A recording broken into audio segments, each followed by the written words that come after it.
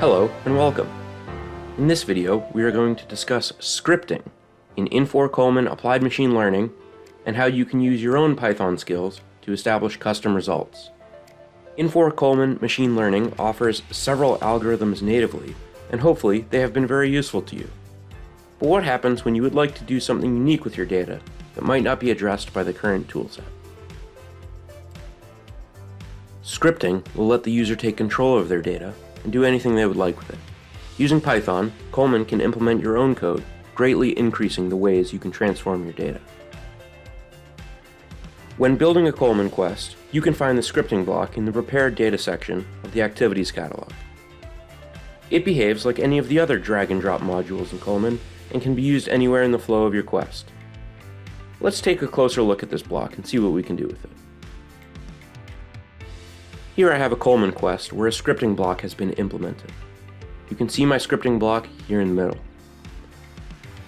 The purpose of this particular quest is to run this scripting block, which in this case is attempting to detect outliers on some time series data that I'm working with. My quest name and my name for the script block happen to be the same, but you can name your script blocks anything that makes sense for your own quest. The scripting block has two input ports. In the details of the scripting block, we can give those input ports names. These are the variable names that the code will use to access your inputs. You can see here that I just went with the default value 1 and value 2 names, since I modify the data immediately before giving the inputs more appropriate names. You will also need to name an output variable, and that variable will be passed through the output port at the end of the script. At the bottom of the panel, you will find the place for your code, and you can expand it to a larger editor for a better read. It is important to know that Coleman is using PySpark behind the scenes. As a coder, personally, I'm more comfortable with pandas data frames, so after I import the pandas package, I convert the inputs into pandas data frames and get to work. You can find the complete list of Python packages in the Infor Coleman ML documentation found in the video notes.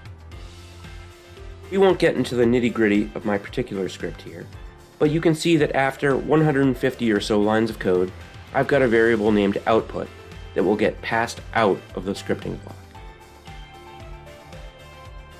Errors and error handling are a big deal with coding.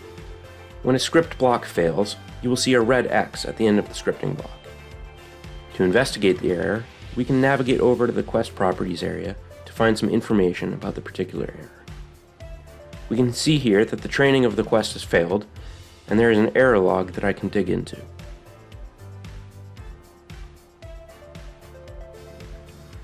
In this Coleman quest, the output of my script is ingested back into the data lake for future use.